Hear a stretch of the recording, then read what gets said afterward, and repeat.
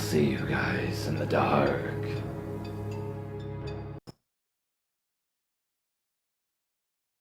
At first, I wasn't going to share this story, but I'm more over the situation now. Judge me all you want, but I know I can be a bit stupid. It's only because I don't like to force myself to live on the edge because of the sick people in this world. I live my life as freely and fearlessly as possible. At the time of the story, I was 23. My birthday had just passed the 29th of November, making me now 24.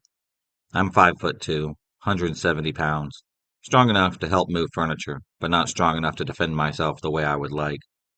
To start out, I won't get into any major details, but I had just moved to Jackson, Tennessee from Miami, Florida, because I had gotten out of an extremely physically, emotionally, and mentally abusive relationship that had lasted over 3 years. In June, my current boyfriend and I had been doing trips pretty much every single week. We'd go visit new hiking and waterfall areas. Although there isn't a whole lot of nightlife, Tennessee is amazingly beautiful. We went to this place called Narrows of the Harpeth. It's a very underwhelming place, but yet it's still very relaxing. It was now time to take an hour trip back to Jackson. I put my shoes on, slipped my dress back on, which is a little bit above the knee length. Like if I bend forward a little bit, my bum will be on display. I own my body and sexuality, so showing some skin never really bothered me. And I don't really think about it because I just expect people to respect me as I respect them in the way that they dress. On the way back to the car, I, being tipsy and dumb as fuck, managed to trip and fall, scraping my leg pretty badly. It's really scarred now. Anyways, I tell my boyfriend we need to go to Walmart once back in Jackson so that I can thoroughly clean my wound with hydrogen peroxide and some Neosporin. My boyfriend tells me, all right, we'll go. An hour later, we're here at Walmart. Mind you, it's only about 9 p.m., going on 10 p.m. Not late by any means. We get what I need because I'm still tipsy and pretty high from the blunt that I finished in the car ride home. I get distracted so easily and remember that my boyfriend got me the wrong size case for my iPhone 11. He got the Max instead of just the Pro. I wanted an idea of what I could trade it for, and he wanted to look at some games and some gadgets as well as some gaming PCs for me. So I'm happy and excited to find a new case, which if you ever been to Walmart, the cases and are never in order and causes you to bend down to look at things. There is a man looking at the cases, and I just said, "Excuse me, sorry. Can I look at those cases you're standing right in front of?" He looked at me with a blank yet dirty look, nodded, and then he stepped over. As I'm happily looking through the shelf, about 5 minutes in, and this lady and what I assume are her two children approaches me. Mind you, we are in the middle of a pandemic, and I'm thrown off by how close she is to me, especially with her baby that looks no older than 9 months. I step back. She grabs my arm, saying, "Wow, I haven't seen you in forever. Look at that hair. Wow." Her grip has tightened on me at this point. My heart is racing. My face gets so hot, I am visibly scared. That's when my boyfriend says, "Everything all right, babe?" He looks at me equally concerned. I'm thinking to myself, does this lady know my mom? Who is she? Is she an old family friend that I do not remember? We have family in Ohio, but I don't know any of the family that lives in Tennessee. Also, my mom loves to brag about her kids, so I'm just trying to shake this weird feeling. But her daughter keeps looking behind me, so I go to turn around, and she goes, "No, don't turn around. Please walk with me. Trust me." I don't know why, but I felt like she was being genuine, and I followed her. We step over to the side by the baby clothes, which is still in front of the electronics. She says, "I'm so sorry to scare you, but there are three men surrounding you. They went by the laptops. They were talking. And then I noticed the guy taking photos of you. The other man was the tall guy next to you. And I really don't know where the third man had gone.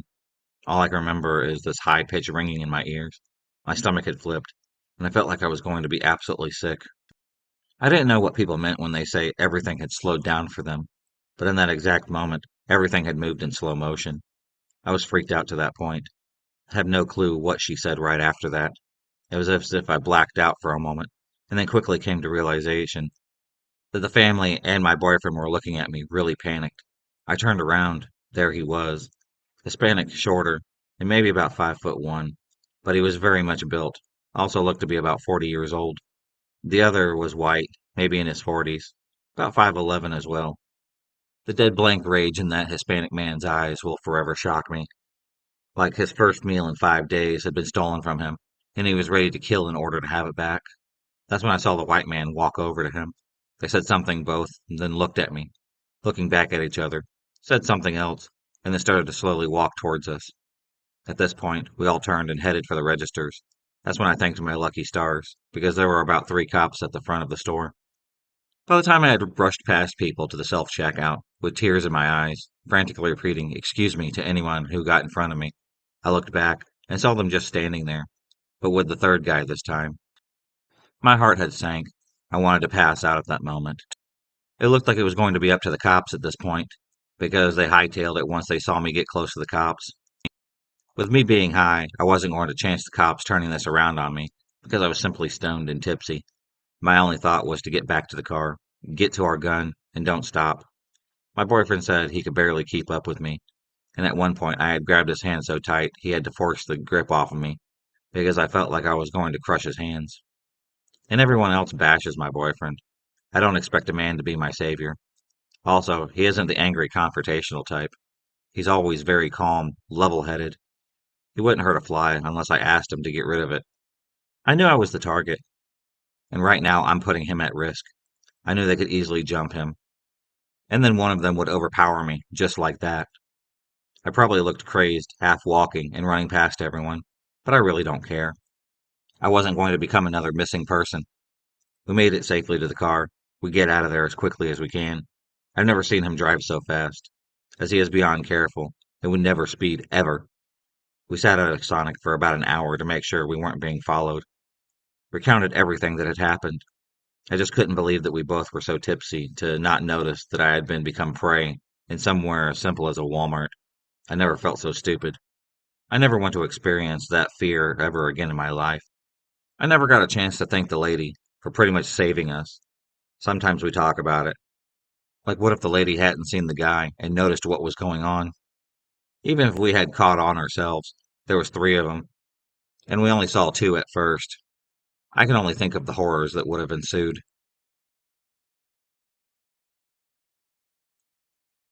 So I had bought in a car right after a bus incident. I had a car loan to pay off, but I was so shook up after what had happened that I decided it was worth it. Unfortunately, I'm an idiot. I decided one night in the middle of the night that I needed to grab something from Walmart. I don't remember what time. And at this point, I really don't even remember what I went in for.